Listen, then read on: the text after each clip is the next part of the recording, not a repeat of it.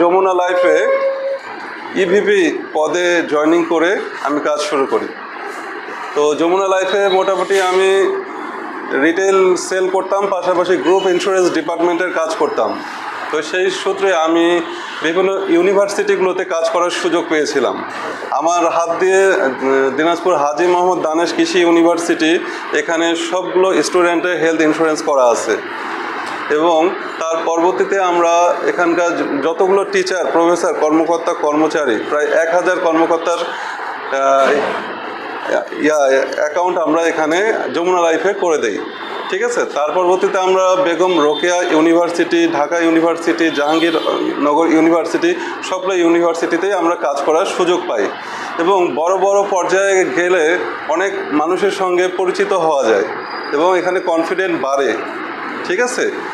তো এভাবে আমি কাজ করি। কিন্তু আমি যমুনা লাইফে যেখানে কাজ করতাম, এখানে যারা লিডার ছিল তারা কিন্তু হেল্পফুল ছিল না, আন্তরিক ছিল না। বুঝতে পারছেন?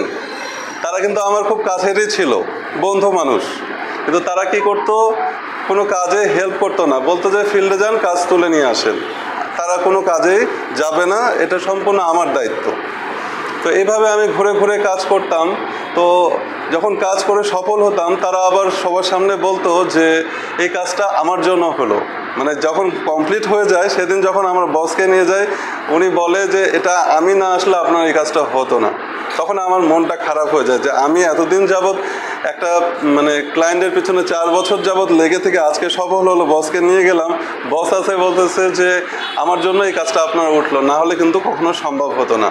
এবং সে বলতো যে আপনি যা কিছু শিখছেন সব আমাদেরই অবদান, কিন্তু তারা কিন্তু কোনো কিছুই শেখায়নি, আমাকে নিজে শিখতে হয়েছে এবং ফিল্ডে কন্টিনিউ আমি নিজে একসঙ্গে লেগেছিলাম।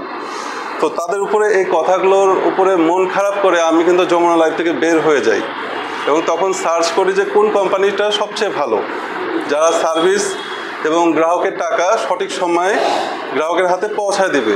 তখন আমি সার্চ করে পেলাম গার্ডিয়ান লাইফ ইন্স্যুরেন্স কোম্পানি। হ্যাঁ। তো সেই ক্ষেত্রে আমি 2023 সালে আমাদের আলমগীর ভাইকে পাই। তারপরে ওনার সঙ্গে সাক্ষাৎ হয়ে উনি কিন্তু দিনাজপুরে আমাদের 2023 সালে আপনার নভেম্বর মাসে চলে আসে। আমি যখনই তার সঙ্গে কাজ করার সম্মতি দেই, উনি কিন্তু খুব দ্রুত গতিতে চলে আসে। তখন আমি সিদ্ধান্ত নেই যে গার্ডিয়ানের সঙ্গে আমি থাকবো। আমি শুরুতে যাকে ডিআরএম হিসেবে পাইছিলাম, সে কিন্তু কাজে অ্যাক্টিভ ছিল না। সে কোনো সাহায্য সহযোগিতা না করাতে সে কিন্তু আমার কাছ থেকে সরে যায়। পরবর্তীতে আমি নতুন একজন ডিআরএমকে নিয়ে কাজ শুরু করি এবং 2024 সালে আমি মোটামুটি 6 মাসে 40 লক্ষ টাকার কাজ করি।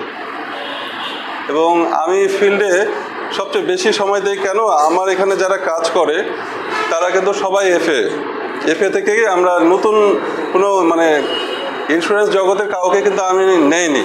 পুরাতন যারা নতুন, যারা কিছু করতে চায় এবং স্বাবলম্বী হতে চায়, তাদেরকেই আমরা এই কাজটা শিখিয়ে এবং এই কাজটার জন্য যা যা করার দরকার আমি ফিল্ডে থেকে তাকে অ্যাচিভমেন্ট করে স্যালারি পর্যন্ত কমপ্লিট করে দিচ্ছি।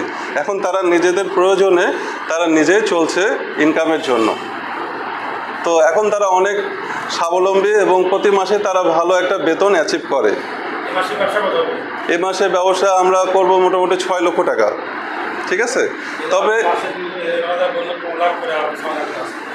যাক, এই মাসে আমাদের একটু কম হবে, একটু কারণ আছে এটার জন্য। হ্যাঁ। তবে আমরা চেষ্টা করবো আরো ভালো কিছু দেওয়ার। তো জি জি জি